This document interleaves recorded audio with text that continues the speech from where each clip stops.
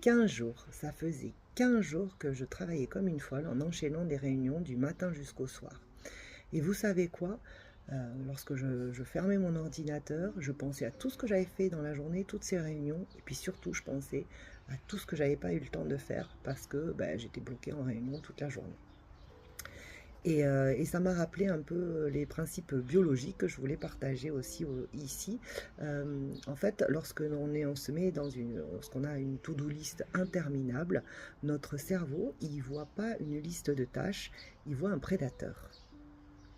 Et donc, il nous met en mode survie, il libère du cortisol, qui est l'hormone du stress, et on passe dans ce mode-là.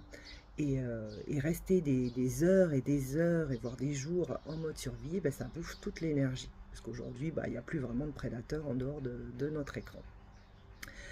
Donc voilà, donc moi, en ce qui me concerne, mon cerveau, il a dit stop, terminé, on arrête.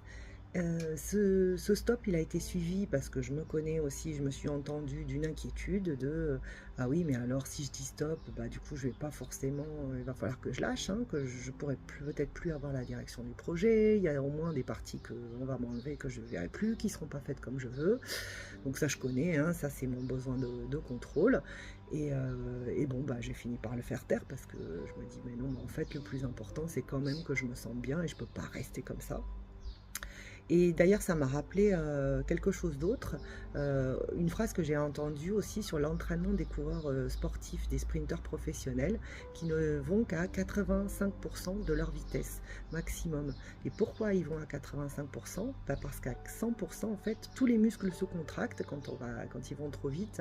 Et puis finalement, ils vont moins vite qu'à 85%, où là, le corps est plus... Voilà, les muscles sont plus fluides et la course se déroule mieux. Et en fait, au boulot, c'est pareil. Il faut faire des to-do list maximum qui prennent 80% de la journée.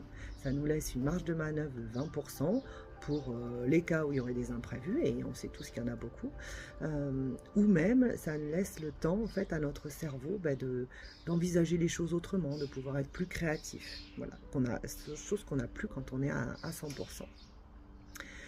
Alors voilà, donc moi j'ai fini par dire ce que j'avais à dire. Au début, je pense que j'étais pas forcément très entendue, hein. On me dit oui, mais les autres, et on allait vite parce que les autres voulaient aller vite et qu'il fallait aller vite. Donc on m'a rappelé ça, mais bon, finalement, j'ai entendu aussi, finalement, oui, de toute façon, tu es importante pour le projet, on n'a pas envie que tu te crames, donc on va s'organiser autrement.